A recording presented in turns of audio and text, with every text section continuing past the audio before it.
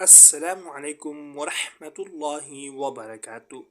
دوستو، اگر کوئی بے اولاد ہے تو وہ اس وظیفے کو کرے، انشاءاللہ العزیز اللہ رب العزت ان کو اولاد نرینہ سے نوازیں گے۔ ہر نماز کے بعد 7 بار پڑھیں، بسم اللہ الرحمن الرحیم، رب لا تذرنی فردا وانت خیر الوارثین۔ اس کو ہر نماز کے بعد 7 مرتبہ پڑھنا اپنا معمول بنا لیں، اور اس کے بعد میاں بیوی ہم بستری سے پہلے سورۃ النجم کی آیت 45، 46 اور 47 پڑھیں۔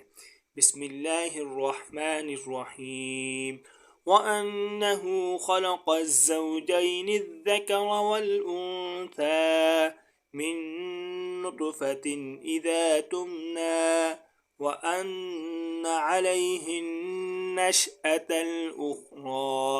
ان 3 آیت کو ہم بستری سے پہلے لازمی پڑھیں۔ انشاءاللہ العزیز جن کی اولاد نہیں ہے، اللہ رب العزت ان کو اولاد نرینہ عطا فرمائیں گے۔ مزید اچھی ویڈیوز کے لیے چینل کو لازمی سبسکرائب فرمائیں۔ جزاکم اللہ احسن الجزاء۔ طالب دعا قاری محمد آصف۔